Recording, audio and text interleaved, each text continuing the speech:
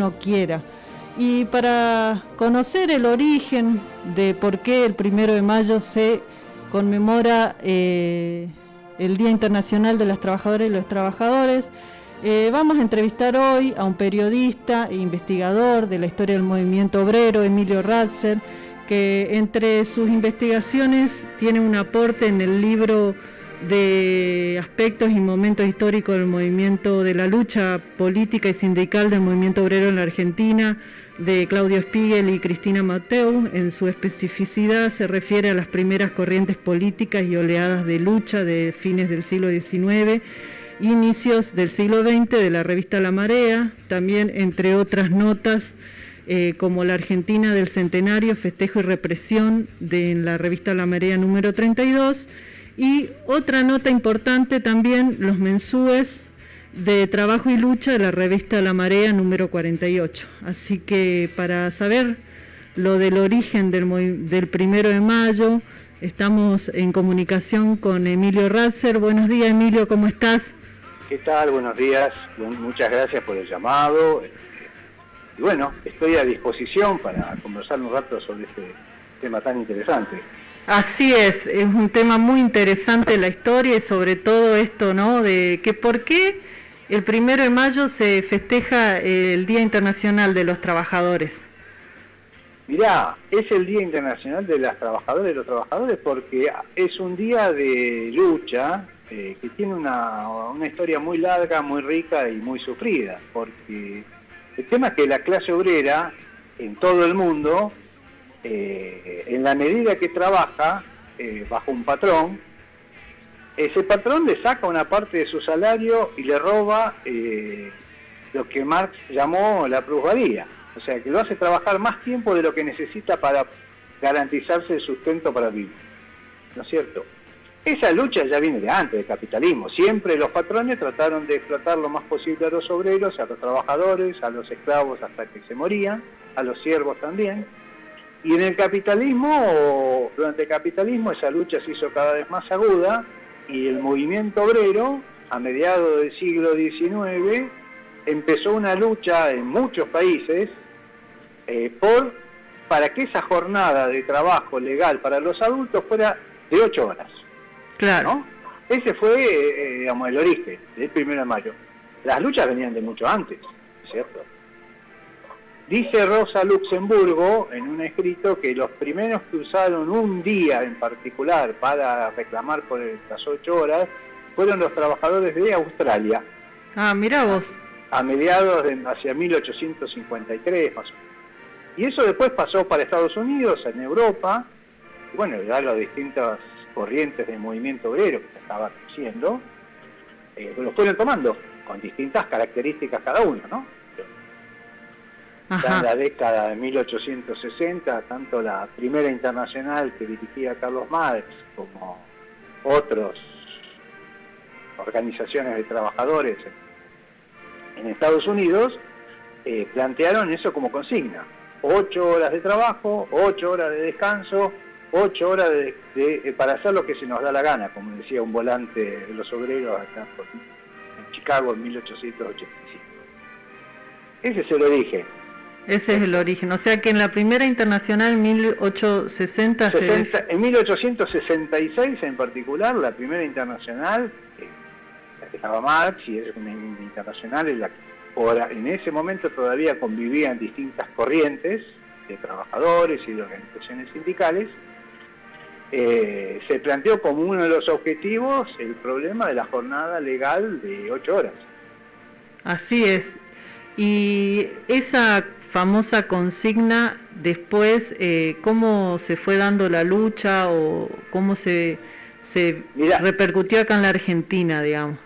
Bueno, en primer lugar, la lucha se desarrolló con mucha fuerza en Estados Unidos, porque los estados, digamos, hubo una crisis del sistema capitalista, hacia 1870 hubo muchísimas luchas de los obreros. El movimiento obrero había crecido muchísimo, ¿no? En muchos países y en Estados Unidos en particular, en distintas ramas, metalúrgicas, textiles, siderúrgicas, puertos, etcétera, etcétera. Y ahí vino toda una lucha de muchos años, ¿no es cierto?, en la que confluyeron distintas corrientes. Ya en ese momento aparecen con fuerza nítidamente distintas corrientes políticas dentro del movimiento. Los seguidores de Carlos Marx, que en ese momento se llamaba el socialismo científico, después se llamó el marxismo, y los anarquistas, y otra corriente que se llamaba los sindicalistas, ¿no es cierto? Y esos dieron toda la pelea por esa jornada de 8 horas, porque el problema es que los patrones explotaban, digamos, supuestamente, por ejemplo, en Estados Unidos, en la legalidad, en 1886, si no recuerdo mal, o 88, sale la reglamentación de las 8 horas para los empleados públicos. Pero en las empresas privadas nadie le daba bolilla y trabajaban 12 horas, 14 horas. ¿Cierto? Claro. Y entonces hay un congreso en 1888 de obreros estadounidenses que decide que el día 1 de mayo de 1800... No, perdón. Hay primero una revuelta en 1886, que es la gran huelga general que comienza el 1 de mayo en todo el país, en todo Estados Unidos, y que en particular en Chicago fue muy violenta porque los patrones en esa época contrataban, tenía a la policía a su disposición, como en todos lados, pero además contrataban seguridad privada, como se le diría ahora. La patota, como sí, pero el tema es que esa patota iba armada, se llamaban los detectives Pinkerton, que era una fuerza armada que se enfrentaba a los balazos a los obreros que querían ir a la huelga, ¿cierto? En ese proceso, el 1 de mayo de 1886, comienza una huelga general. En Chicago se hace muy violenta, con muchos enfrentamientos que duran varios días, y el 4 de mayo de ese año 1886 se produce había actos, manifestaciones en las puertas de las fábricas, y en medio de una de esas reprime la policía, aparece una bomba, alguien tira una bomba sobre las fuerzas policiales, nunca se supo quién hasta el día de hoy, y el Estado yanqui aprovecha para hacer una tremenda represión, mete presos a los dirigentes de los anarquistas y sindicalistas revolucionarios de esa época, y empieza el juicio a lo que se llama hoy los mártires. Los mártires de Chicago. Sí, que son 8 obreros a los cuales se los condena a 5 a morir ahorcados, y a 3 más se les conmuta la pena y se les da pena de prisión perpetua por anarquistas. El juicio fue una farsa absoluta, y tanto el juez como los jurados, todo elegido a dedo, claramente decían que era un juicio a los anarquistas. Y eso repercutió en todo el mundo, ese hecho. Eso repercutió en todo el mundo. Vino lo que fue la fundación de la Segunda Internacional en 1889 en Francia, y ahí había muerto Carlos Marx. Federico Engels, junto con otros obreros, proponen que el día 1 de mayo de 1890 en todo el mundo se celebre una jornada por la reivindicación de las 8 horas de trabajo legal y otras cantidades. Esa era la central. Esa era la central. Entonces, el 1 de mayo de 1890, que cayó un jueves, se hizo esa jornada en muchos países de Europa, en Estados Unidos y también en la Argentina. Qué impresionante, ¿no? Y acá el proceso de la lucha y de la formación del sindicato también estaba en ese periodo histórico. Sí, claro. Acá ya venía también de antes, con otras características. La Argentina era un país ya sumamente atrasado, que estaba entrando en las redes es todo el periodo en el que el capitalismo se va transformando en imperialismo, ¿cierto? Va desarrollándose hacia el que Lenin después estudió cómo se desarrolla el capitalismo hacia un imperialismo. Y la Argentina pasa a ser, entra en un proceso de transformarse en un país dependiente. Por lo tanto, la industria en la Argentina no era desde esa ni lo que estaba en Europa ni en Estados Unidos. Por ejemplo, pero había una clase obrera que sí, que se desarrolló sobre la base de... Se juntaron distintas cosas. Los inmigrantes que venían de Europa con ideas socialistas, los negros que habían sobrevivido a las matanzas, a la fiebre amarilla, a la participación en la guerra de independencia, los originarios que trabajaban en los yerbatales y por la zona del norte, etcétera, etcétera, y los gauchos que habían dejado de tener la razón de ser porque las estancias ya se estaban modernizando. Entonces esos 4 componentes van conformando lo que es la clase obrera. Claro, o sea, lo primero que se pudo organizar o se fue organizando predominantemente fueron los obreros rurales, entonces. Por las ¿no? Como organización sindical, lo primero que se organizó en la Argentina fueron los obreros tipógrafos, que eran los que hacían, en ese momento se hacían, lo que eran los imprenteros de ahora sería. Claro. Eso fue lo primero que se organizó. Como sindicalmente estamos, ¿no? Como gremio. Y volviendo... Dentro de ya había corrientes políticas, ya estaban los socialistas, los anarquistas. Y cuál, en esa relación, ¿no?, de las corrientes sindicales, revolucionarias, que se fue dando al calor de esta lucha por esas 8 horas, por esa jornada laboral, ¿cómo se fue expresando en el movimiento obrero? ¿Cuáles fueron como los hitos que vos recuerdes de las luchas? Ya directamente, para el propio 1 de mayo de 1890 se armó un comité organizador que hegemonizaron, se podría decir ahora, los socialistas. No había un partido todavía conformado, pero eran socialistas, eran de origen alemán, con influencia del marxismo, pero estaban los anarquistas también de distintas tendencias. Entonces, por ejemplo, salió una primera discusión es que, le hacemos un petitorio al Estado Nacional para que reglamente las 8 horas o no. Los socialistas decían que sí, entonces se hicieron un manifiesto al Congreso, y los anarquistas decían que no, porque eso no servía para nada, y que había que luchar solo por la revolución, y no por las conquistas, no por las demandas inmediatas de los obreros. Ahí se plantea una diferencia. Claro. Por ejemplo. En medio de una oleada de luchas, en la Argentina en particular, pensá que había en 1890 una crisis muy grande. Un mes después del 1 de mayo se da lo que se llamó, pasó a la historia como la Revolución del 90, donde un sector después fue el radicalismo, intentó el presidente de esa época, ¿no? Que se llamaba Juárez Selman, con las armas en la mano, porque hubo cantones insurreccionales en Buenos Aires, ¿cierto? O sea, ese era el contexto en el que se dio la primera jornada de lucha del 1 de mayo. Y había ya huelgas parciales de muchos gremios, ebanistas, carpinteros, yeseros, muchos obreros, lo que hoy serían los obreros de la construcción, que no estaban unificados y cada oficio tenía su gremio. Claro. Muchas huelgas.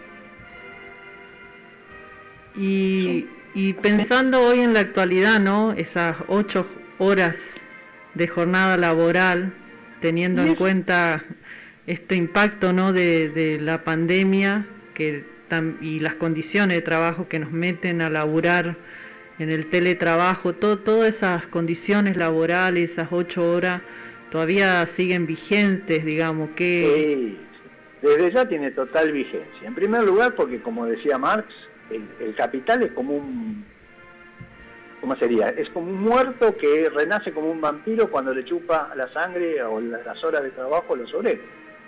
Y eso, mientras dure el capitalismo, va a ser así. Por lo tanto, siempre será por 8 horas, será por 6 horas, depende de cada lugar, de cada país, en cada condición concreta, pero la lucha para que las trabajadoras y los trabajadores tengan derecho al descanso y hacer lo que quieran de su vida, no estar todo el día al servicio del trabajo, es una lucha que va a seguir vigente y tiene desde ya hoy otras características, ¿no? Como decís vos, con la pandemia se ha agudizado distintos fenómenos, ¿cierto? El teletrabajo, pero hay una cantidad de empresas que se dicen esenciales que siguen trabajando, en la cual la lucha por las 8 horas, si bien legalmente está conquistada, se da por ahí con reducir o no horas extras, ¿no? Siempre están los mecanismos de prolongar las jornadas de trabajo. Y por los protocolos de cuidado de la salud. Desde ya, y ni que hablar en lo que es el 40% de la economía argentina, que es informal, en negro, ahí, más vale que la lucha por las 8 horas sigue vigente. Eso es... Claro. ¿Y en qué momento? Porque algunos dicen los obreros argentinos son muy caros comparado con otros. Es el gran invento de todo lo que claro, en todo el mundo. Pero ¿en qué, si hay algún periodo histórico donde la clase obrera argentina ha logrado realmente importantes reivindicaciones y salarios dignos y mejores condiciones de trabajo? Desde ya. Ha habido periodos en acá que ha habido gobiernos, lo que nosotros diríamos gobiernos que han reivindicado los derechos de los trabajadores, en particular el primer gobierno de Irigoyen, el gobierno de Perón, ¿no? Donde el movimiento obrero de la Argentina, que venía peleando y que peleó mucho, sí consiguió una cantidad grande de conquistas. Las 8 horas, el aguinaldo, las vacaciones, ¿cierto? Legalizarlo, porque, ojo, después hacerlo concreto y efectivo en cada lugar es hasta el día de hoy una lucha, ¿cierto? Claro, inclusive hubo un momento, ¿no?, como que en algunas ramas de la producción los obreros podían discutir la ganancia. Sí, eso está establecido.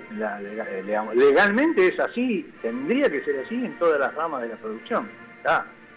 Sí, pero está formalmente incluido en las leyes argentinas.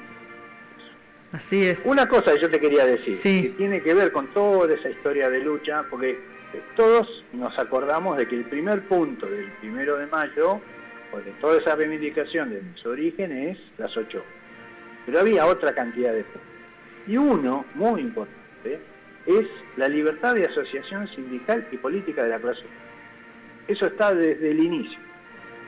¿Eso qué quiere decir? Que los trabajadores y las trabajadoras se pueden organizar en sindicatos y pueden tener su partido. Muy bien. Esta es una lucha histórica. Con eso tiene que ver toda la lucha que se desarrolló después en las revoluciones en Rusia, China, ¿cierto? Los obreros tuvieron su partido, su organización sindical y su partido. Eso está desde el inicio de cuando se decidió comenzar a hacer del 1 de mayo una jornada de lucha. Así es, el derecho a organizarse, ¿no es cierto? Qué importante. Y en estas investigaciones que vos hiciste con respecto a este libro, ¿no?, del movimiento obrero argentino, aspectos y momento histórico de la lucha política y sindical, digo, para comentarle a la audiencia, para recomendarles, ¿no es cierto? En particular, tu aporte en este libro es sobre las corrientes políticas y oleadas de lucha, fines del siglo XIX y inicios del siglo XX. Así es. Sí, porque efectivamente en ese... pero lo primero que hay que decir es que lo que cualquier persona que quiera profundizar en estos temas tiene que leer, para mi gusto, son los 2 tomos del libro de Otto Vargas sobre el marxismo y la revolución. Ahí es donde se puede ver en profundidad todos los debates acerca de las distintas corrientes políticas y del origen y de las distintas corrientes dentro de lo que fue el Partido Comunista, ¿cierto? Porque en el movimiento obrero de la Argentina, ya en la época de 1890 estaban los socialistas sin partido todavía, los anarquistas de distintas tendencias, y obreros sin partido, sin organización.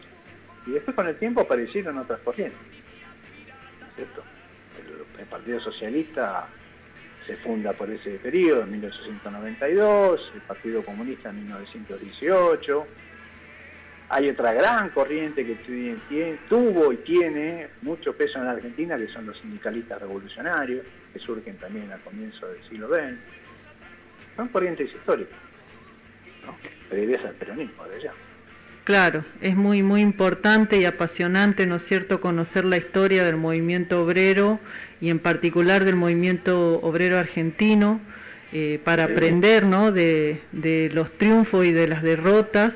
Y mientras, como decía, ¿no?, don Atahualpa Yupanqui, que nadie escupa sangre para que otro viva mejor, mientras siga pasando eso, es muy necesaria la organización.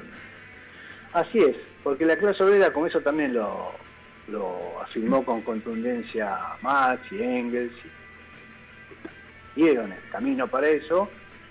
Pelea por la liberación, no solo de su clase, sino, pelea por el final de la explotación, del hombre por el hombre, de la mujer, y eso es un objetivo histórico, y la clase obrera no va a renunciar a ese objetivo, y para eso se tiene que organizar. Claro, porque hubo momentos en la historia, ¿no?, que la clase obrera fue gobierno y cambió la sociedad. Y hubo una mejor vida. Exacto.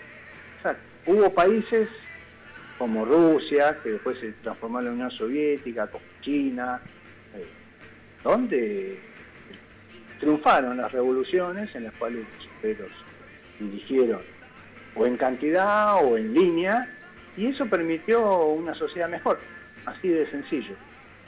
Las mujeres se liberaron de las viles explotaciones que tenían, hasta de las obligaciones del matrimonio, como eran las leyes en China, por ejemplo, y se consiguieron mejores condiciones de vida, de techo, de tierra, de trabajo, de salud, de educación. Se terminó con el analfabetismo. Y bueno, exactamente, así fue. Ha demostrado que ha sido un proceso mejor que lo que es el sistema capitalista que hoy se evidencia tan descarnadamente con esta pandemia, ¿no?, que estamos sufriendo. Es infinitamente superior, porque claro, la pandemia vuelve a demostrar, este sistema imperialista, tenés un grupito de países poderosos que te rapiñan con la vacuna, ¿no?, que concentran la vacuna y con eso te negocian las condiciones a países dependientes como el nuestro, de si te doy un poquito más de vacuna, si me das, no sé, un puerto, una base militar, una explotación petrolera, una mina o lo que sea, ¿no? Y así funciona este sistema imperialista. Así es. Bueno, la verdad que muy interesante este pasaje por la historia del origen del 1 de mayo, del Día Internacional de los Trabajadores y las Trabajadoras que nos ha dado Emilio, muy importante y no queríamos dejarlo pasar. Y si querés por último agregar algo más. No, yo solo agradecerte el llamado y un saludo a todas las compañeras y a los compañeros, y está claro que por lo menos este 1 de mayo en Argentina no pudimos salir a la calle, sí, también lo sentimos como una jornada de lucha, donde reivindicamos el trabajo de todas y de todos, y en particular de los trabajadores y trabajadoras de la salud, y de las compañeras y compañeros que en los comedores están en la primera línea de batalla por la salud y contra el hambre en esto. Nada más que eso. Bueno, muchísimas gracias y te despido con una frase de Federico Engels que dice: los proletarios no tienen nada que perder más que sus cadenas. Tienen, en cambio, un mundo que ganar. Así es. Bueno, muchísimas gracias, Emilio. Gracias. Bueno, adiós. Adiós. Bueno, estuvimos en comunicación con Emilio Ratzer, periodista e investigador de la historia del movimiento obrero argentino, y entre las obras que ha hecho, ahí mostramos el libro de la historia del movimiento obrero argentino de Cristina Mateu y Claudio Spiegel, aspectos y momentos históricos de la lucha política y sindical, que es de ediciones de la revista La Marea de 2016, y en particular él escribió un capítulo sobre las corrientes políticas y oleadas de la lucha, fines del siglo XIX, inicios del siglo XX, y nos recomendó el libro de Otto Vargas sobre el marxismo en la Argentina, así que bueno, de Editorial Ágora. Ahora nos vamos a un temita musical.